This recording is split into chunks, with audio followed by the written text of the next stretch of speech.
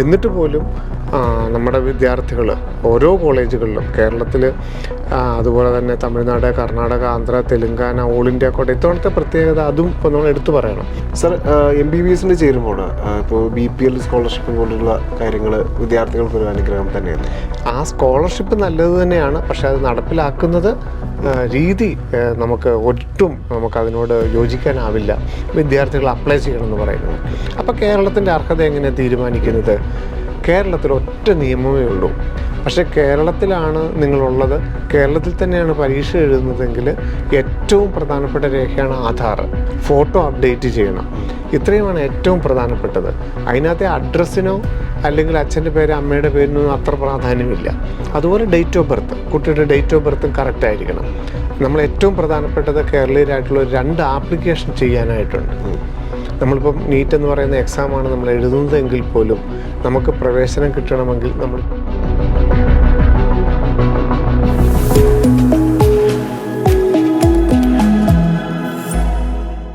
ശിവൻ സാറിനൊപ്പം എന്ന പ്രോഗ്രാമിൻ്റെ 164ാമത് എപ്പിസോഡിലേക്ക് നമ്മൾ പ്രവേശിക്കുകയാണ്. നമസ്കാരം ശിവൻ സാർ.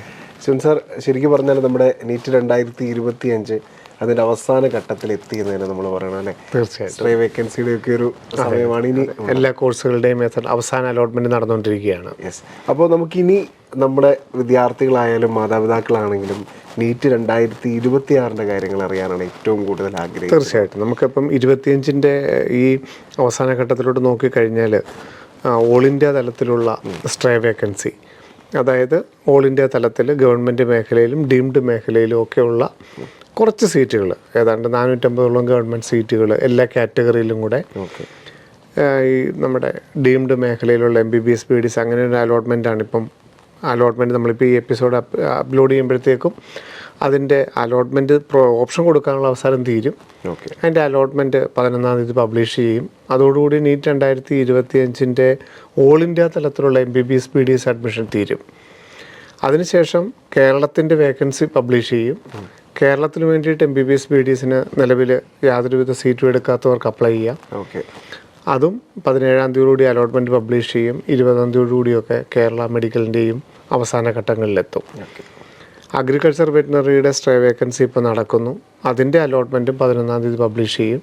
മറ്റുള്ള സംസ്ഥാനങ്ങളുടെയൊക്കെ സ്റ്റേറ്റ് കോട്ടയൊക്കെ ഏതാണ്ട് 12-ാം തീയതി 13-ാം തീയതി ആകുമ്പോഴേക്കും പബ്ലിഷ് ചെയ്യും. അപ്പോൾ നീറ്റ് 2025ൻ്റെ ഒരു യാത്ര വലിയൊരു യാത്രയായിരുന്നു. രക്ഷിതാക്കളുടെയും വിദ്യാർത്ഥികളുടെയും ഒക്കെ സീറ്റുകൾ വർധനവും എല്ലാ രീതിയിലും ഏതാണ്ട് പ്രതീക്ഷിച്ച എല്ലാവർക്കും തന്നെ അതാത് കോളേജുകളിൽ എത്താനായിട്ട് പറ്റിയിട്ടുണ്ട്. ക്ലാസ്സുകളൊക്കെ തുടങ്ങിയിട്ടുണ്ട്. ഇനി ഈ സ്ട്രേ വേക്കൻസിയിലൂടെ കുറച്ച് കുട്ടികളും കൂടെ അതിനകത്തോട്ട് പ്രവേശിച്ചിരിക്കുന്നു. അപ്പോൾ 2025ൻ്റെ യാത്ര അല്പം നീണ്ടുപോയി എന്ന് മാത്രമേ ഉള്ളൂ. എന്തായിരുന്നാലും സീറ്റ് വർധനവും നിലവിൽ വന്നു. അലോട്ട്മെൻറ്റുകളുടെ പല അലോട്ട്മെൻറ്റുകൾ നീട്ടിവെക്കേണ്ട സാഹചര്യമൊക്കെ ഉണ്ടെങ്കിലും ഏതാണ്ട് ഈ 20-ാം തീയതിയോടുകൂടി നീറ്റ് 2025ൻ്റെ MBBS BDS അലൈഡ് കോഴ്സുകൾ ഒക്കെയുള്ള അലോട്ട്മെൻറ്റ് ഓൾ ഇന്ത്യ തലത്തിലാണെങ്കിലും സംസ്ഥാന തലത്തിലാണെങ്കിലും അവസാനിക്കും. സർ, അതുപോലെ തന്നെ നമ്മുടെ കേരളത്തിൽ നിന്ന് ഈ വർഷം നീറ്റ് എഴുതിയ വിദ്യാർത്ഥികളെല്ലാവരും കേൾക്കാൻ ആഗ്രഹിക്കുന്നൊരു കാര്യം ചോദിക്കാൻ ആഗ്രഹിക്കുന്നു. മറ്റൊന്നുമല്ല, നമുക്കറിയാം നീറ്റ് 2025 നല്ല ബുദ്ധിമുട്ടായിരുന്നു വിദ്യാർത്ഥികളൊക്കെ. നീറ്റിൻ്റെ ചരിത്രത്തിലെങ്ങും ഇല്ലാത്തൊരു രീതിയിലുള്ളൊരു പാറ്റേൺ, ഒരു വളരെ ടഫായിട്ടുള്ള എക്സാം തന്നെയായിരുന്നു 2025. അപ്പോൾ നമ്മുടെ ഈ ഒരു അലോട്ട്മെൻറ്റിൻ്റെയൊക്കെ അവസാനം നമ്മൾ തിരിഞ്ഞു നോക്കുമ്പോൾ കേരളത്തിൽ നിന്നുള്ള വിദ്യാർത്ഥികൾക്ക് എത്രമാത്രം MBBS സീറ്റുകൾ കരസ്ഥമാക്കാൻ സാധിച്ചു മുൻ വർഷങ്ങളെ വെച്ച് നോക്കുമ്പോൾ? തീർച്ചയായിട്ടും മലയാളികൾക്ക് അഭിമാനിക്കാവുന്ന ഒരു വർഷം തന്നെയാണ് ഈ കടന്നു പോകുന്നത്. നമുക്കറിയാം നീറ്റ് 2024 വളരെ സിമ്പിളായിരുന്നു. അതിലും നമുക്കറിയാം ചരിത്ര വിജയം തന്നെയായിരുന്നു മലയാളികൾ അതിലൂടെ ബ്രില്യൻ്റ് നേടിയെടുത്തത്. 2025 ശരിയാണ്, വളരെ ടഫായിട്ടൊരു എക്സാം ആയിരുന്നു. എക്സാം എഴുതി കഴിഞ്ഞപ്പോൾ അവരുദ്ദേശിച്ച ഒരു സ്കോറിലെത്തിയെന്നുള്ളത് പലർക്കും സംശയമായിരുന്നു. പക്ഷേ തീർച്ചയായിട്ടും ഈ നവംബറിലെത്തുമ്പോൾ, അവസാന ഘട്ടത്തിലെത്തുമ്പം മുൻ വർഷങ്ങളിലേക്കായാലും ഒരു 15-20% കൂടുതൽ വിദ്യാർത്ഥികൾ ഗവൺമെൻറ് മേഖലയിൽ പ്രവേശനം നേടിയെന്നുള്ളതാണ് ബ്രില്യൻറ്റിന് ഏറ്റവും അധികം അഭിമാനം തോന്നുന്നൊരു നിമിഷം. സീറ്റ് വർധനവ് ഉണ്ടായി എന്നുള്ളതിൽ പോലും നമുക്കറിയാം. സീറ്റ് വർധനവിനനുസരിച്ച് ലാസ്റ്റ് റാങ്കിൽ വലിയൊരു മാറ്റമൊന്നും വന്നിട്ടില്ല. ഏതാണ്ട് 25,500 കഴിഞ്ഞ വർഷത്തെ ലാസ്റ്റ് റാങ്കെങ്കിൽ ഇപ്പോൾ 26,000 വരെ എത്തിയിട്ടുള്ളൂ. എന്നിട്ട് പോലും നമ്മുടെ വിദ്യാർത്ഥികൾ ഓരോ കോളേജുകളിലും കേരളത്തിൽ, അതുപോലെ തന്നെ തമിഴ്നാട്, കർണാടക, ആന്ധ്ര, തെലുങ്കാന, ഓൾ ഇന്ത്യ കോട്ട, ഇത്തവണത്തെ പ്രത്യേകത അതും ഇപ്പോൾ നമ്മൾ എടുത്തു പറയണം. കഴിഞ്ഞ വർഷങ്ങളിൽ നമ്മളൊരു തെലുങ്കാന വരെയൊക്കെയാണ് മലയാളി വിദ്യാർത്ഥികൾ അഡ്മിഷൻ നേടിയതെങ്കിൽ ഇത്തവണ എല്ലാ സ്റ്റേറ്റുകളിലും ഓൾ ഇന്ത്യ തലത്തിൽ നിർഭയമായിട്ട് മലയാളികൾ അഡ്മിഷൻ നേടുന്ന ഒരു കാഴ്ചയും നമുക്ക് കാണാനായിട്ട് സാധിച്ചു. ഇതുവരെ ഈ 5 സ്റ്റേറ്റുകളാണ് മലയാളി സാന്നിധ്യം ഉണ്ടായിരുന്നെങ്കിൽ നല്ല നല്ല കോളേജുകൾ സെലക്ട് ചെയ്ത് പ്രവേശനം നേടുന്ന വിദ്യാർത്ഥികളുടെ എണ്ണം വളരെയധികം വർദ്ധിച്ചു. കാരണം നമുക്കറിയാം ഇൻസ്റ്റിറ്റ്യൂട്ടുകളുടെ പ്രാധാന്യം വളരെയധികം വർദ്ധിച്ചു എന്നുള്ളത് അവർ മനസ്സിലാക്കി. അപ്പം ഓൾ ഇന്ത്യ തലത്തിൽ മുൻ വർഷങ്ങളിലേക്കായാലും മലയാളി വിദ്യാർത്ഥികൾ, ബെർലിനിലെ വിദ്യാർത്ഥികൾ പ്രവേശനം നേടി. അതിൻ്റെ നമ്മുടെ യാത്രയും തുടങ്ങുകയാണ്. കാരണം ഇനി ഇത്രയും നാൾ അവർ ഇവിടെ ഉണ്ടായിരുന്നു.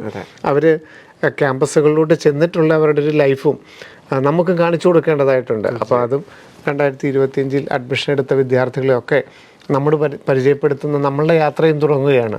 നമ്മളിനി കലാലയങ്ങളിലോട്ട് ചെല്ലുന്ന ഒരു സമയമാണ് വരാൻ പോകുന്നത്. അപ്പോൾ അതിലൂടെ നമുക്ക് മനസ്സിലാവും നമ്മുടെ വിദ്യാർത്ഥികൾ എത്രത്തോളം കോളേജുകളിൽ കൂടുതലായിട്ട് പ്രവേശനം നേടി എന്നുള്ളത് തീർച്ചയായിട്ടും നമുക്ക് മനസ്സിലാക്കാൻ സാധിക്കും. സാർ, ഇപ്പോൾ മറ്റ് മെഡിക്കൽ അലൈഡ് കോഴ്സുകളൊക്കെ ലക്ഷ്യം വെച്ച ഒരുപാട് വിദ്യാർത്ഥികളുണ്ട്. അവരുടെ ഒരു അലോട്ട്മെൻറ്റ് പ്രോസസ്സിൻ്റെയും അവസാന കാലഘട്ടത്തിലേക്കാണ് നമ്മളിപ്പോൾ MBBSൻ്റെ പറഞ്ഞ പോലെ തന്നെയാണ് BDSൻ്റെ ആണെങ്കിലും അഗ്രികൾച്ചർ, വെറ്റിനറി, ആയുർവേദം, അത് കേരളത്തിലാണെങ്കിലും ഓൾ ഇന്ത്യ തലത്തിലാണെങ്കിലും ഈ വർഷം മലയാളി വിദ്യാർത്ഥികൾ പ്രവേശനം നേടി നമുക്ക് അത്ഭുതകരമായ ഒരു കാഴ്ച തന്നെയാണ്. മുൻ വർഷങ്ങളിലേക്കൊക്കെ ലാസ്റ്റ് റാങ്കിനെയൊക്കെ അമ്പരപ്പിക്കുന്ന രീതിയിലാണ് എല്ലാ വിദ്യാർത്ഥികളും ഈ ഒരു മെഡിക്കൽ പ്രൊഫഷണൽ മേഖലയിൽ അഡ്മിഷൻ നേടുന്നത്. അത് BDS ആണെങ്കിലും അഗ്രികൾച്ചർ ആണെങ്കിലും വെറ്റിനറി ആണെങ്കിലും ആയുർവേദ ആണെങ്കിലും ഫിഷറീസ്, ഫോറസ്ട്രി, ഹോമിയോ, എല്ലാത്തിലും ആ മെഡിക്കൽ പ്രൊഫഷനോടുള്ള താല്പര്യം കൊണ്ട് തന്നെയായിരിക്കും അവർ കൂടുതൽ വിദ്യാർത്ഥികൾ അഡ്മിഷൻ നേടി. അത് ഓൾ ഇന്ത്യ തലത്തിലും കേരള തലത്തിലും. അത് നമുക്ക് ലാസ്റ്റ് റാങ്ക് നോക്കിക്കഴിഞ്ഞാൽ മനസ്സിലാവുകയും ചെയ്യും. കാരണം 2024 ഓരോ കോഴ്സും ഒരു 5000 റാങ്കിലും പുറകിലാണ്, അല്ലെങ്കിൽ 5000, 4000 റാങ്കിലും പുറകിലാണ് ഈ വർഷം വിദ്യാർത്ഥികൾക്ക് കിട്ടിയിരിക്കുന്നത്. അപ്പോൾ നമ്മുടെ വിദ്യാർത്ഥികളെല്ലാം തന്നെ ആ മേഖലയിലും പ്രവേശനം നേടി. അതും അലോട്ട്മെൻറ്റ് തീരുകയാണ്. അതിൻ്റെയും സ്റ്റേ വേക്കൻസി അടക്കം നടക്കുകയാണ്. നാമമാത്രമായ സീറ്റുകൾ മാത്രമേ ഒഴിവുള്ളൂ. ഇപ്പോൾ നമ്മൾ കഴിഞ്ഞ ദിവസം പറഞ്ഞ പോലെ തന്നെ അഗ്രികൾച്ചറിന് ഫീസ് കൂട്ടിയ കാര്യം നമ്മൾ പരാമർശിച്ചിരുന്നു. അപ്പോൾ അതും ഗവൺമെൻറ്റും കൂടെ ഇടപെട്ടുകൊണ്ട് നാമമാത്രമായ ഒരു വർധനവ് മാത്രമാണ് അഗ്രികൾച്ചർക്ക് വരുത്തിയത്. അതും വിദ്യാർത്ഥികൾക്ക് വലിയ പ്രയോജനമായി. അപ്പം തീർച്ചയായിട്ടും എല്ലാം കൊണ്ടും നീറ്റ് 2025 ബെർലിന് നൽകുന്നത് ഈ 41 വർഷത്തെ ചരിത്രത്തിൽ ഏറ്റവും അഭിമാനാർഹമായ മറ്റൊരു വർഷം കൂടിയാണ് നമുക്ക് കടന്നു പോകുന്നത്.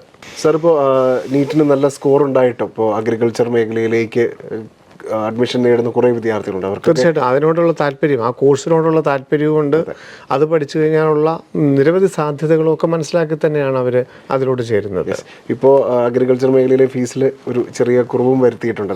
പ്രശ്നങ്ങളെയൊക്കെ പരിഹരിച്ചു. തീർച്ചയായിട്ടും. സാർ, MBBSന് ചേരുമ്പോൾ ഇപ്പോൾ BPL സ്കോളർഷിപ്പ് പോലുള്ള കാര്യങ്ങൾ വിദ്യാർത്ഥികൾക്കൊരു അനുഗ്രഹം തന്നെയല്ലേ? നമുക്കിപ്പം നമ്മൾ അന്ന് BPLൻ്റെ ആ വീഡിയോ അപ്ലോഡ് ചെയ്തപ്പോഴും നമ്മൾ പറഞ്ഞു, BPL സ്കോളർഷിപ്പ് തീർച്ചയായിട്ടും സാധാരണക്കാരായ കുടുംബങ്ങൾക്ക് വലിയൊരു ആശ്വാസം തന്നെയാണ്. പക്ഷെ അത് നടപ്പിലാക്കേണ്ട രീതിയിൽ കാതലായ മാറ്റം കൊണ്ടുവരേണ്ടിയിരിക്കുന്നു. 2015 അല്ലെ 2016 ഈ സ്കോളർഷിപ്പ് ഇംപ്ലിമെൻ്റ് ചെയ്യുമ്പോൾ കൊണ്ട് നിയമമാണ് ഇപ്പോഴും ഇരിക്കുന്നത്. അതിൽ നിന്ന് കേരളം ഒത്തിരി മാറ്റം വന്നിരിക്കുന്നു. അപ്പോൾ ആ നിയമത്തിനൊരു പൊളിച്ചെഴുത്ത് ആവശ്യമാണ്. പിന്നെ അത്രയും പാവപ്പെട്ട വിദ്യാർത്ഥികളാണെങ്കിൽ ആദ്യം തന്നെ 10 ലക്ഷം രൂപ എടുക്കുക എന്ന് പറയുന്നത് തീർച്ചയായിട്ടും അവരെ കൊണ്ട് സാധ്യമായ കാര്യമല്ല. പിന്നെ ഒരു വർഷം കഴിഞ്ഞിട്ട് ഇത് അംഗീകരിച്ച് കിട്ടുമല്ലോ എന്നുള്ള അറിയാൻ സാധിക്കുകയുള്ളൂ. അതുകൊണ്ട് ആ സ്കോളർഷിപ്പ് നല്ലത് തന്നെയാണ്. പക്ഷെ അത് നടപ്പിലാക്കുന്നത് രീതി നമുക്കതിനോട് യോജിക്കാനാവില്ല. അഡ്മിഷൻ എടുക്കുന്നതിന് മുമ്പ് തന്നെ ആ കുട്ടിക്ക് ആ ക്രൈറ്റീരിയ ഉണ്ടെങ്കിൽ മറ്റ് OEC ഫീസില്ലാത്ത വിഭാഗങ്ങളെ പഠിപ്പിക്കുന്ന പോലെ തന്നെ അഡ്മിഷൻ എടുക്കുന്നതിന് മുമ്പ് തന്നെ അവരെ കണ്ടെത്തുകയും അവരെ ഫീസില്ലാതെ ഗവൺമെൻറ് ഫീസിൽ പഠിപ്പിക്കുകയും ചെയ്താൽ മാത്രമേ യഥാർത്ഥ BPL സ്കോളർഷിപ്പിൻ്റെ ഉപകാരം നമുക്ക് കിട്ടുകയുള്ളൂ.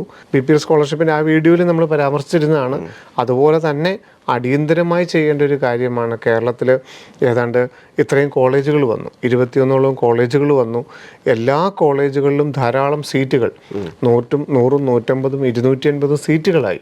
അപ്പോൾ ഇനി അത് 50% വിദ്യാർത്ഥികളെയെങ്കിലും മെറിറ്റ് ഫീസിൽ പഠിപ്പിക്കാനുള്ള ഒരു തീരുമാനം ഗവൺമെൻറ്റിൻ്റെ ഭാഗത്തു നിന്നും അതാത് കോളേജുകാരുടെ അടുത്തു നിന്നും അത്യാവശ്യമായിട്ട് ഉണ്ടാവേണ്ടിയിരിക്കുന്നു. മറ്റുള്ള എല്ലാ സംസ്ഥാനങ്ങളിലും ആ സംസ്ഥാനങ്ങളിൽ മെറിറ്റുള്ളവർക്ക് സ്വാശ്രയ കോളേജുകളിൽ ഫീസ് കുറവാണ്. കർണാടകത്തിൽ 1.5 ലക്ഷം രൂപ മാത്രമേ ഉള്ളൂ കർണാടകത്തിൽ എലിജിബിലിറ്റി ഉള്ളവർക്ക്. തമിഴ്നാട്ടിൽ 4.5 ലക്ഷം രൂപ മാത്രമേ ഉള്ളൂ. ബാക്കി എല്ലാ സംസ്ഥാനങ്ങളിലും 1 ലക്ഷം രൂപ മാത്രമേ ഉള്ളൂ. അപ്പം കേരളത്തിൽ മറ്റൊരു സാഹചര്യമാണെങ്കിൽ പോലും നമുക്ക് ഇത്രയും അധികം ഫീസ് ഈ മെറിറ്റ് ഗവൺമെൻറ് കിട്ടാതെ തൊട്ടടുത്ത റാങ്ക് ആകുന്നയാൾക്ക് 10 ലക്ഷം രൂപയിലോട്ട് പോകാതെ 8 ലക്ഷം രൂപ ഫീസും 2 ലക്ഷം രൂപ ചെലവും, അപ്പോൾ അത്രയും രൂപയിലോട്ട് പോകാതെ ഒരു പകുതി വിദ്യാർത്ഥികളെയെങ്കിലും ഒരു 1.5 ലക്ഷം രൂപ അല്ല 2 ലക്ഷം രൂപ അല്ല 3 ലക്ഷം രൂപയ്ക്ക് പഠിപ്പിക്കാനുള്ള ഒരു തീരുമാനമാണ് അടിയന്തരമായിട്ട് ഗവൺമെൻറ്റും ഇതിൻ്റെ അധികാരികളും നടപ്പിലാക്കേണ്ടത്. അതാണ് നമ്മൾ പബ്ലിക്കിന് മുമ്പിലോട്ട് വെക്കുന്നത്. സാർ, ഇനി നമ്മൾ ശരിക്കും പറഞ്ഞാൽ നമ്മുടെ എപ്പിസോഡിൽ ഏറ്റവും കൂടുതൽ പരാമർശിക്കാൻ പോകുന്നത് നീറ്റ് 2026 ബന്ധപ്പെട്ട തീർച്ചയായിട്ടും നമ്മുടെ പ്രേക്ഷകരിൽ ഇപ്പം 2025 പ്രേക്ഷകർ നമ്മളെ വിട്ടുപോകുന്നു എന്നല്ല, എങ്കിൽ പോലും 2026 വിദ്യാർത്ഥികളും അവരുടെ രക്ഷിതാക്കളുമായിരിക്കും നമ്മുടെ കൂടുതലായിട്ടുള്ള പ്രേക്ഷകർ തന്നെ. അപ്പോൾ സാർ, തീർച്ചയായിട്ടും അവരറിയാൻ ആഗ്രഹിക്കുന്നു. ഇപ്പോൾ നമ്മുടെ JMAൻ്റെ ഒക്കെ ഒരു ആപ്ലിക്കേഷൻ സമർപ്പിക്കേണ്ട ഒരു സാഹചര്യം ഉണ്ടായിരുന്നു. അപ്പോൾ നമ്മുടെ നീറ്റ് എഴുതുന്ന വിദ്യാർത്ഥികളും ഒരു പക്ഷേ ഈ ആപ്ലിക്കേഷനൊക്കെ സമർപ്പിക്കുന്ന ഒരു സാഹചര്യത്തിലേക്ക് വരികയാണ്. അപ്പോൾ പേരൻസ് ഒക്കെ ആണെങ്കിൽ പോലും ആദ്യം കരുതി വെക്കേണ്ടത് എന്താണ്? നീറ്റ് ആപ്ലിക്കേഷൻ നീറ്റിൻ്റെ ഓൺലൈൻ ആപ്ലിക്കേഷൻ ഫെബ്രുവരി 1 ആരംഭിക്കുക. അപ്പം മെഡിക്കൽ ആസ്പിരൻസ്, മെഡിക്കലായിട്ടുള്ള വിദ്യാർത്ഥികൾ അവരുടെ രക്ഷിതാക്കളും മനസ്സിലാക്കേണ്ടത് നമ്മൾ ഏറ്റവും പ്രധാനപ്പെട്ടത് കേരളീയരായിട്ടുള്ള 2 ആപ്ലിക്കേഷൻ ചെയ്യാനായിട്ടുണ്ട്. നമ്മളിപ്പം നീറ്റ് എന്ന് പറയുന്ന എക്സാമാണ് നമ്മൾ എഴുതുന്നതെങ്കിൽ പോലും നമുക്ക് പ്രവേശനം കിട്ടണമെങ്കിൽ നമ്മൾ 2 ഓൺലൈൻ ആപ്ലിക്കേഷൻ ചെയ്യണം. ഒന്ന് പരീക്ഷ എഴുതാൻ വേണ്ടിയിട്ട് മെയ് 3 എക്സാം. ആ എക്സാം എഴുതാൻ വേണ്ടിയിട്ടുള്ള neet.nta.nic.in എന്ന് പറയുന്ന വെബ്സൈറ്റിൽ ഫെബ്രുവരി 1 മുതൽ ഓൺലൈനായിട്ടുള്ള ആപ്ലിക്കേഷൻ. മറ്റൊന്ന് കേരളത്തിലെ ഗവൺമെൻറ് മേഖലയിലെയും സ്വകാര്യ മേഖലയിലെയും MBBS, BDS, മറ്റ് അഗ്രികൾച്ചർ കോഴ്സുകൾ പോലെയുള്ളതിന് പ്രവേശനം കിട്ടണമെങ്കിൽ കേരള മെഡിക്കൽ റാങ്ക് ലിസ്റ്റ് തയ്യാറാക്കണം. അപ്പം കേരളത്തിൽ മെഡിക്കൽ പ്രവേശനം തരണമെങ്കിൽ കേരളത്തിലും അപ്ലൈ ചെയ്യണം, കീമിനും അപ്ലൈ ചെയ്യണം. സാർ, അപ്പോൾ 2 പരീക്ഷയുണ്ട്? അല്ല, നീറ്റ് മാത്രം. മെഡിക്കലെ സംബന്ധിച്ച് മെഡിക്കലിന് പറയുന്ന വിദ്യാർത്ഥികളുള്ള ഒറ്റ എക്സാം എഴുതിയാൽ മതി. മെയ് 3 നീറ്റ് എക്സാം മാത്രം എഴുതിയാൽ മതി. കേരളത്തിൽ അർഹരായവരെ തിരിച്ചറിയാൻ വേണ്ടിയിട്ട് ce.kerala.gov.in എന്ന കേരള എൻട്രൻസ് കമ്മീഷൻ്റെ വെബ്സൈറ്റിലും എല്ലാവരും അപ്ലൈ ചെയ്യണം. അപ്പോൾ ഈ 2 ആപ്ലിക്കേഷൻ, നീറ്റിൻ്റെ ആപ്ലിക്കേഷനും കേരളയുടെ ആപ്ലിക്കേഷനും ചെയ്യണം. നീറ്റ് ഫെബ്രുവരി ആദ്യത്തെ ആഴ്ചയാണ് തുടങ്ങുന്നതെങ്കിൽ കേരള ഫെബ്രുവരി 3 ആഴ്ചയോടുകൂടി ആപ്ലിക്കേഷൻ തുടങ്ങും. ഇതിന് വിവിധ സർട്ടിഫിക്കറ്റുകളാണ് കൊടുക്കേണ്ടത്, വിവിധ നിയമങ്ങളാണ്. അതൊക്കെ നമുക്ക് വരുന്ന എപ്പിസോഡുകളിൽ ചർച്ച ചെയ്യാം. പക്ഷേ ഈ 2 ഓൺലൈൻ ആപ്ലിക്കേഷൻ ചെയ്യണം എന്നുള്ള കാര്യം പ്രത്യേകം ഓർമ്മയിലിരിക്കണം. സാർ, ഇപ്പോൾ പറഞ്ഞു കേരളത്തിൽ അർഹതപ്പെട്ടവർക്ക്, അപ്പോൾ അത് എന്താണ് ശരിക്കും? അങ്ങനെ ഓരോ സ്റ്റേറ്റുകളിലും ധാരാളം കോളേജുകളുണ്ട്. ഇപ്പോൾ കേരളത്തിലാണെങ്കിൽ 14 ഗവൺമെൻറ് കോളേജുണ്ട്, 21 സെൽഫ് ഫിനാൻസിങ് കോളേജുകളുണ്ട്, ഡീംഡ് കോളേജുകളുണ്ട്, അഗ്രികൾച്ചർ വെറ്റിനറി പോലുള്ള കോളേജുകളുണ്ട്.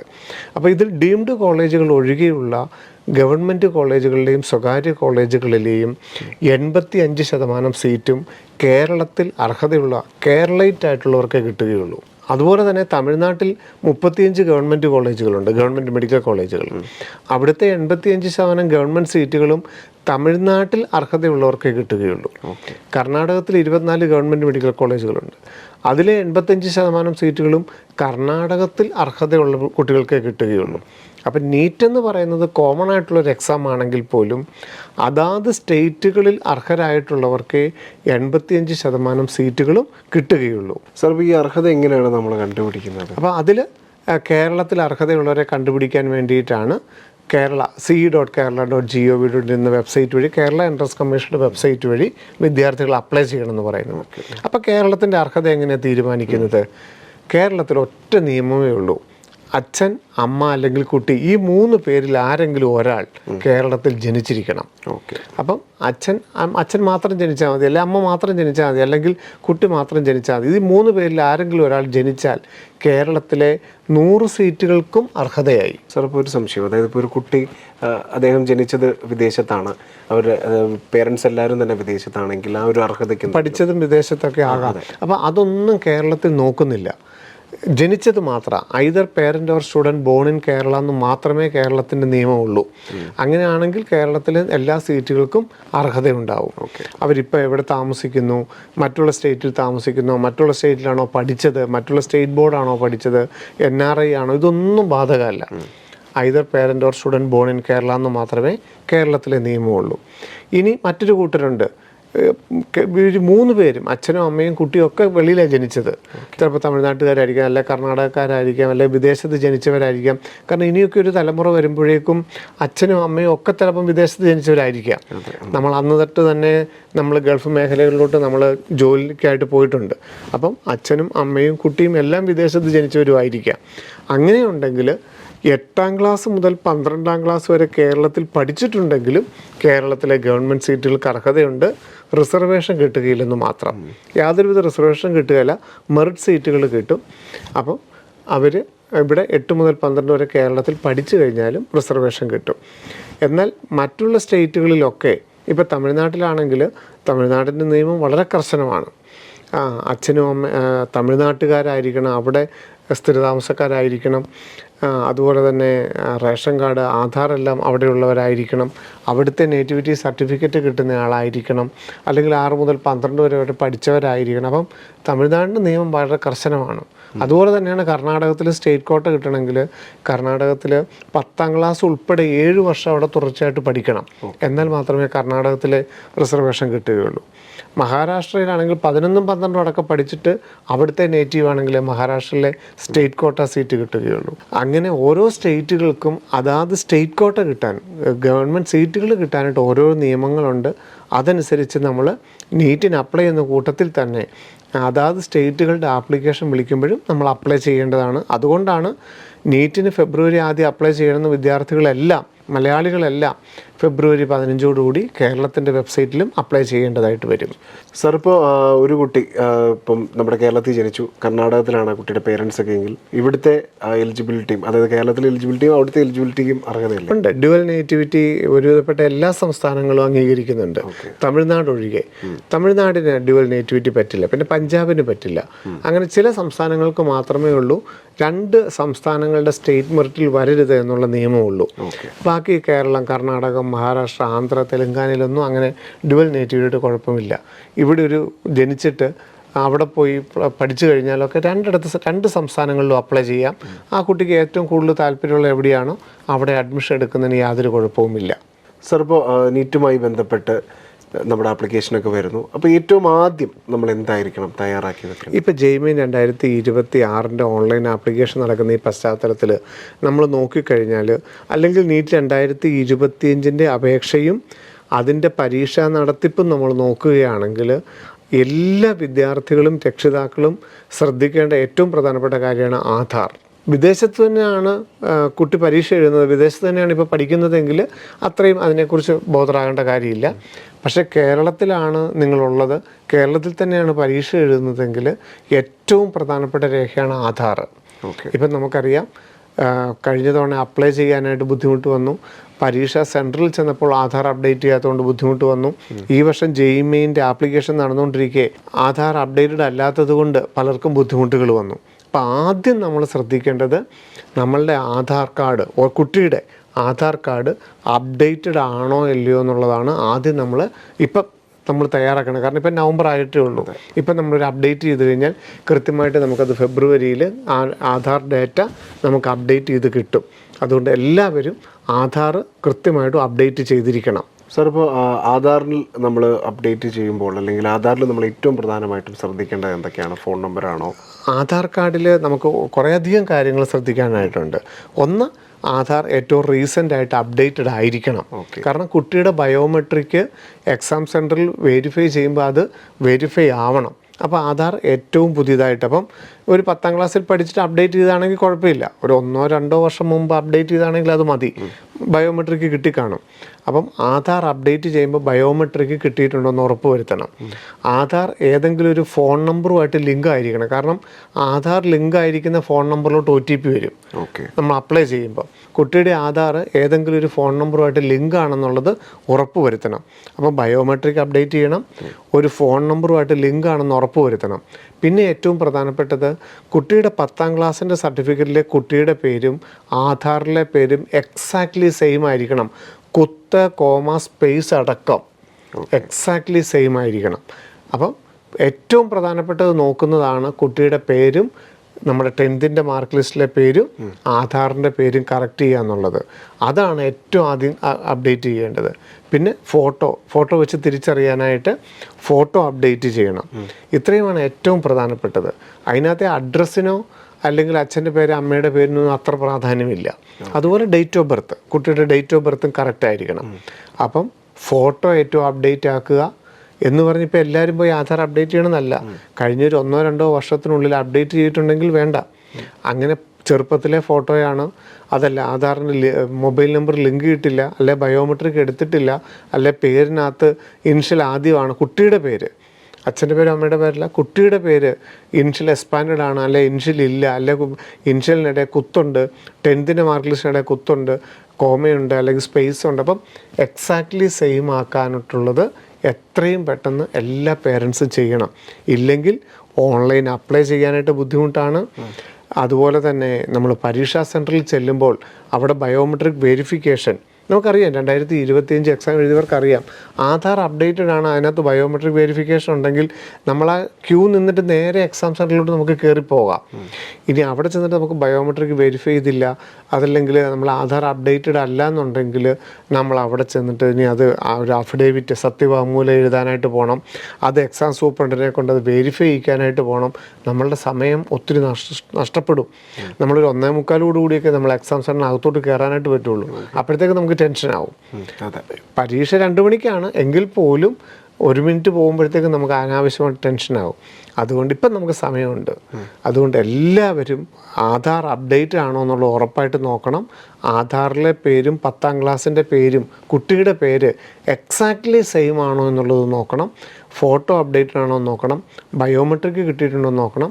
ഏതെങ്കിലും ഒരു ഫോൺ നമ്പറുമായിട്ട് ലിങ്ക് ആണോ എന്ന് നോക്കിയിരിക്കണം. ഇത്രയും കാര്യങ്ങൾ നിർബന്ധമായിട്ട് ഉടൻ തന്നെ ചെക്ക് ചെയ്യണം. സാർ, ഇപ്പോൾ ആധാർ അപ്ഡേറ്റഡ് ആണ്, അതെങ്ങനെ നമുക്ക് ചെക്ക് ചെയ്യാൻ സാധിക്കും? ഇപ്പോൾ കഴിഞ്ഞ വർഷം പരീക്ഷ എഴുതിയവർക്കറിയാം അത് അപ്ഡേറ്റഡ് ആണോ ഇല്ലയോ എന്നറിയാം. ഇല്ലെങ്കിൽ ഏതെങ്കിലും അക്ഷയ സെൻറ്ററിൽ ചെന്ന് കഴിഞ്ഞാൽ അത് ഏത് മൊബൈൽ നമ്പറുമായിട്ട് ലിങ്കാണ്, ബയോമെട്രിക് അപ്ഡേറ്റ് കൃത്യമായിട്ട് അറിയാനായിട്ട് സാധിക്കും. ഏറ്റവും അടുത്തുള്ള അക്ഷയ സെൻറ്ററിൽ ചെന്ന് കഴിഞ്ഞാൽ മാത്രം മതിയാകും. ഇല്ലെങ്കിൽ അപ്ഡേറ്റ് ചെയ്യുകയും ചെയ്യണം. സാർ, ഈ ആധാർ കാർഡ് വരാൻ ഇപ്പോൾ അതിനൊരു കാലതാമസം എടുക്കും? തീർച്ചയായിട്ടും 3 മാസമെങ്കിലും എടുക്കും. ഓക്കെ, അത് പരീക്ഷയെ ബാധിക്കും? അങ്ങനെ ഇല്ല, ഈ ആധാർ ഉണ്ടല്ലോ. ഇത് ഡേറ്റ അപ്ഡേറ്റ് ആയാൽ മതി. നമുക്ക് പരീക്ഷയ്ക്ക് പോകാൻ ആധാർ എൻറോൾമെന്റ് ഫോം, ഇപ്പോൾ ഈ അപ്ഡേറ്റ് ചെയ്യുന്ന എൻറോൾമെന്റ് ഫോം മതി. ഇല്ലെങ്കിൽ ഈ ആധാറിന്റെ പ്രിന്റ് ഔട്ട് എടുക്കാം. ഇനി അതല്ല പഴയ ആധാർ ആണെങ്കിൽ പോലും ഡേറ്റ അപ്ഡേറ്റഡ് ആണ്, ആധാർ നമ്പർ മാറുന്നില്ല. ആധാർ അപ്ഡേറ്റ് ചെയ്ത് വിചാരിച്ച് ഈ പാസ്പോർട്ട് പോലെ പാസ്പോർട്ട് നമ്മൾ പുതുക്കുമ്പോൾ പുതിയ പാസ്പോർട്ട് നമ്പറാണ്. പക്ഷേ ആധാർ അപ്ഡേറ്റ് ചെയ്യുമ്പോൾ ആധാർ നമ്പറിന് മാറ്റം വരുന്നില്ല. അതുകൊണ്ട് ഡേറ്റ അപ്ഡേറ്റ് ആയിട്ടിരിക്കുക എന്നുള്ളതാണ് പ്രാധാന്യം. സാർ, ഇപ്പോൾ ആധാർ ഇല്ലാത്ത ഒരാൾക്ക് പരീക്ഷ എഴുതാൻ എന്തെങ്കിലും ബുദ്ധിമുട്ടുണ്ടാവുമോ? ഇല്ല. നമ്മൾ പറഞ്ഞത് നമുക്ക് ഏറ്റവും കൺവീനിയൻ്റ് ആയിട്ട് ഓൺലൈൻ അപ്ലൈ ചെയ്യാനും പരീക്ഷ എഴുതാനായിട്ടും പ്രവേശന നടപടികൾക്കും ആധാർ അപ്ഡേറ്റ് ചെയ്യുന്നത് ഏറ്റവും ഉപകാരമായിരിക്കും. ആധാർ ഇല്ല, അല്ലെ ആധാറിലെ ഡേറ്റ അപ്ഡേറ്റഡ് അല്ല എന്ന് വിചാരിച്ച് പരീക്ഷയൊന്നും ബാധിക്കില്ല. അതിൻ്റേതായ ബുദ്ധിമുട്ടുകൾ വരും. ഇപ്പം പാസ്പോർട്ട് ഉണ്ടാകാം, പാൻ കാർഡ് ഉണ്ടാവാം, ഡ്രൈവിംഗ് ലൈസൻസ് ഉണ്ടാകാം, വോട്ടേഴ്സ് ID ഉണ്ടാകാം. ഏതെങ്കിലും ഒരു ഫോട്ടോ ID ഉണ്ടെങ്കിൽ തീർച്ചയായിട്ടും പരീക്ഷ എഴുതാം. അതിന് അപ്ലൈ ചെയ്യുന്നതിനോ പരീക്ഷയ്ക്കൊന്നും താമസമില്ല. പക്ഷേ അതിൻ്റേതായിട്ടുള്ള ബുദ്ധിമുട്ടുകൾ ഉണ്ടാവും എന്നുള്ളത് നമ്മൾ മനസ്സിലാക്കിയിരിക്കണം. അതുപോലെ തന്നെ ഇപ്പം വിദ്യാർത്ഥികളുടെ ക്രെഡിറ്റ് സ്കോറുകളെല്ലാം നമ്മൾ ഈ ഡിഗ്രി പഠിക്കുമ്പോഴൊക്കെ വരുന്നത് ആധാർ IDയിലാണ് വരുന്നത്. അതുകൊണ്ട് ഇപ്പോൾ JEEയുടെ ആപ്ലിക്കേഷൻ എല്ലാവരോടും ആധാർ ID ചോദിച്ചിട്ടുണ്ടായിരുന്നു. എല്ലാവരും ഒന്ന് ഡിജി ലോക്കർ അപ്ഡേറ്റ് ചെയ്തിട്ട് ആധാർ ID ഉണ്ടാക്കുന്നത് ഏറ്റവും നല്ലതാണ്. കാരണം അത്രത്തോളം നമ്മളുടെ ഡേറ്റ കറക്റ്റ് ആവുകയാണ് ചെയ്യുന്നത്. ആധാർ ID ക്രിയേറ്റ് ചെയ്യുന്നതും നല്ലത് തന്നെയാണ്. സാർ, ഇപ്പോൾ വിദേശത്തുള്ള നമ്മുടെ പ്രവാസി മലയാളികൾക്ക് ഒരുപക്ഷെ നാട്ടിലേക്ക് വന്ന് ഈ ഒരു ആധാർ അപ്ഡേഷൻ വേണ്ട. കാരണം വിദേശത്താണെങ്കിൽ നമുക്ക് ID പ്രൂഫായിട്ട് പാസ്പോർട്ട് ഉപയോഗിക്കാം. അവിടെ ആധാറിനേക്കാളും വാലിഡാണ് പാസ്പോർട്ട്. അപ്പോൾ വാലിഡായിട്ടുള്ളൊരു പാസ്പോർട്ട് നമുക്ക് കയ്യിലുണ്ടെങ്കിൽ തീർച്ചയായിട്ടും അപ്ലൈ ചെയ്യുന്നതിനോ പരീക്ഷ എഴുതുന്നതിനോ യാതൊരു ബുദ്ധിമുട്ടും പ്രവാസി മലയാളികൾക്ക് ഉണ്ടാവുകയില്ല. സാർ ഇപ്പോൾ പാസ്പോർട്ടിൻ്റെ കാര്യമാണെങ്കിൽ പോലും പാസ്പോർട്ടിന് ഒരു കാലാവധി ഉണ്ടല്ലോ, അപ്പോൾ അത് തീർന്നതാണെങ്കിൽ അതിൻ്റെ നമ്പറിനൊരു ചെറിയ വ്യത്യാസം വരില്ല? ഇല്ല, നമുക്ക് അവരുടെ ഈ ID എന്ന് പറയുന്നത് ഫോട്ടോ ID-യാണ്, ആളെ തിരിച്ചറിയുക എന്ന് പറയുന്നത്. അപ്പോൾ അപ്ലൈ ചെയ്തപ്പോൾ ഒരു പാസ്പോർട്ടും പാസ്പോർട്ട് നമ്പറും ആയിരുന്നു, പരീക്ഷയ്ക്ക് പോയപ്പോൾ വേറൊരെണ്ണമായിരുന്നു, അല്ലെങ്കിൽ അഡ്മിഷൻ സമയത്ത് അങ്ങനെയൊന്നും പ്രശ്നങ്ങളില്ല. ഇത് ആളെ തിരിച്ചറിയുക എന്ന് മാത്രമല്ല ഉദ്ദേശിക്കുന്നുള്ളൂ. 2 പാസ്പോർട്ടും വേണേൽ നമുക്ക് കൊണ്ടുപോകാമല്ലോ. അപ്പം പാസ്പോർട്ട് വെച്ച് ധാരാളം നമുക്ക് ഏത് പാസ്പോർട്ടാണെങ്കിലും വാലിഡായിട്ടുള്ളൊരു പാസ്പോർട്ട് വെച്ച് അപ്ലൈ ചെയ്യാനും വാലിഡായിട്ടുള്ളൊരു പാസ്പോർട്ട് വെച്ച് പരീക്ഷ എഴുതുന്നതിനും യാതൊരു തടസ്സവും ഉണ്ടാവില്ല. സാർ, ഇപ്പോൾ നമുക്ക് സമർപ്പിക്കേണ്ട സർട്ടിഫിക്കറ്റുകൾ ഇപ്പോൾ പല കാറ്റഗറിക്ക് പല സർട്ടിഫിക്കറ്റുകളുണ്ടല്ലോ, ധാരാളം റിസർവേഷനുകളുണ്ടല്ലോ. അത് നമ്മൾ മുമ്പ് പറഞ്ഞു, ഓൾ ഇന്ത്യ തലത്തിലും കേരള തലത്തിലും അപ്ലൈ ചെയ്യുമ്പോൾ എല്ലാം വ്യത്യാസവുമാണ്, നിയമങ്ങളും വ്യത്യാസമാണ്, സർട്ടിഫിക്കറ്റുകളും വ്യത്യാസമാണ്. EWS ആണെങ്കിലും OBC ആണെങ്കിലും SC/ST ആണ്. ഫീസ് കൺസെഷനുള്ള വിഭാഗമുണ്ട്, OEC ഉണ്ട്. അതുപോലെ തന്നെ ESA IP കോട്ട എന്ന് പറയുന്നുണ്ടല്ലോ. NRI സീറ്റിന് ആഗ്രഹമുള്ളവരൊക്കെ NRI ഡോക്യുമെൻറ്റ്സ് ഒക്കെ തയ്യാറാക്കണം.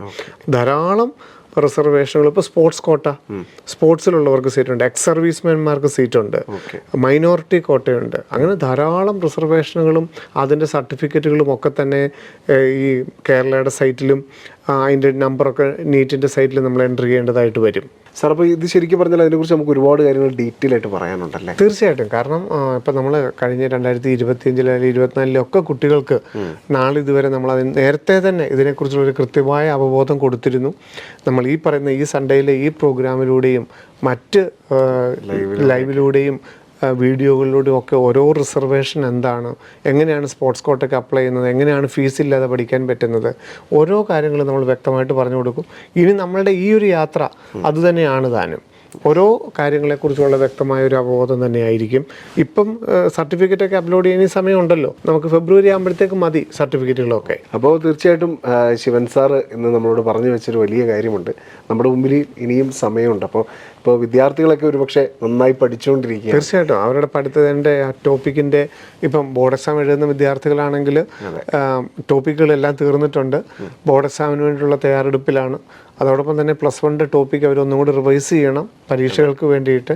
ഇപ്പോൾ കേരള എഞ്ചിനീയറിംഗ് ഏപ്രിൽ 15 തുടങ്ങും, JEE മെയിൻ ജനുവരിയിലും ഏപ്രിലുമാണ്, നീറ്റ് എക്സാം മെയ് 3 CUET മെയിലുണ്ട്, ISER, AIMS, അങ്ങനെ ഇതെല്ലാം പരീക്ഷകൾ വരുന്നുണ്ട്. അപ്പോൾ അവർക്ക് ബോർഡ് എക്സാം എഴുതുന്ന വിദ്യാർത്ഥികൾക്ക് +1 ടോപ്പിക്ക് ഒന്ന് മിനുക്കി എടുക്കുകയും കൂടെ ചെയ്യണം. ഈ കൂട്ടത്തിൽ ഫെബ്രുവരി മാർച്ച് ആയി കഴിഞ്ഞാൽ അതിന് സമയം കിട്ടുകയില്ല.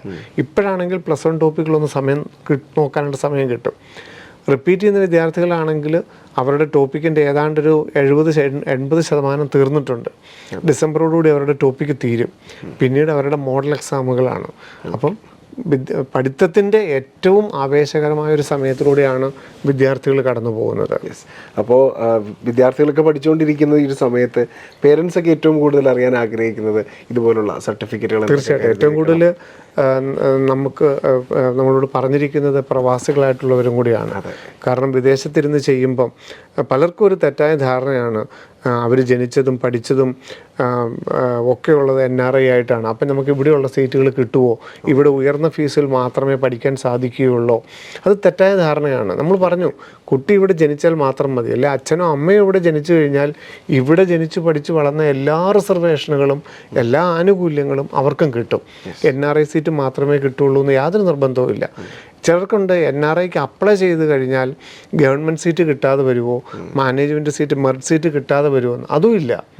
NRIക്ക് നമുക്ക് അപ്ലൈ ചെയ്തെന്ന് വിചാരിച്ച് നമുക്ക് നല്ല റാങ്ക് ഉണ്ടെങ്കിൽ നമ്മൾ അതിന് മാത്രം ഓപ്ഷൻ കൊടുത്താൽ മതി. അപ്പോൾ അങ്ങനെയുള്ള നമ്മളുടെ പ്രവാസികളായിട്ടുള്ള എല്ലാ മലയാളികളുടെയും എല്ലാ കാര്യങ്ങളും ഒക്കെ ആയിട്ടായിരിക്കും നമ്മുടെ എപ്പിസോഡുകൾ മുമ്പോട്ട് പോവുക.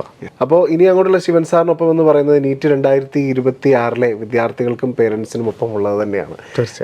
തീർച്ചയായിട്ടും നമ്മൾ ഇന്നത്തെ എപ്പിസോഡിൽ പരാമർശിച്ച ശിവൻ സാറ് ഒരുപാട് ഇമ്പോർട്ടൻസ് ആയിട്ടുള്ള കാര്യങ്ങൾ ഇനി വരുന്ന എപ്പിസോഡിൽ നമുക്ക് പറയാനുണ്ട്. ഉദാഹരണം നമ്മുടെ സർട്ടിഫിക്കറ്റുകളുമായി ബന്ധപ്പെട്ടത്, കാറ്റഗറി വൈസ് സർട്ടിഫിക്കറ്റുകൾ. അപ്പോൾ ഇതിനെക്കുറിച്ചെല്ലാം കഴിഞ്ഞ വർഷങ്ങളിലൊക്കെ കൃത്യമായ അപ്ഡേഷൻസ് കൊടുത്തുകൊണ്ടാണ് ഒരുപാട് ലക്ഷക്കണക്കിന് മലയാളികൾക്ക് കാര്യങ്ങളൊക്കെ ഫോളോ അപ്പ് ചെയ്ത് ഒരു കുഴപ്പവും കൂടാതെ ഇപ്പോൾ മെഡിക്കൽ കോളേജുകളിൽ എത്തിയിരിക്കുന്നത്, അല്ലെങ്കിൽ മറ്റ് മെഡിക്കൽ അലൈഡ് കോഴ്സുകളിലൊക്കെ എത്തിയിരിക്കുന്നത് നമുക്ക് പറയാൻ സാധിക്കും. അപ്പോൾ തീർച്ചയായിട്ടും ഏറ്റവും ആധികാരികമായി തന്നെ നിങ്ങൾക്ക് എല്ലാ കാര്യങ്ങളും പറഞ്ഞു തരാൻ ശിവൻ സാർ ഒപ്പമുണ്ട്. അപ്പോൾ തീർച്ചയായിട്ടും എല്ലാവരും നമ്മുടെ വീഡിയോ കാണണം. മറ്റ് വിദ്യാർത്ഥികളിലേക്കും മാതാപിതാക്കളിലേക്കുമൊക്കെ നിങ്ങൾ ഈ വീഡിയോ എത്തിക്കണം.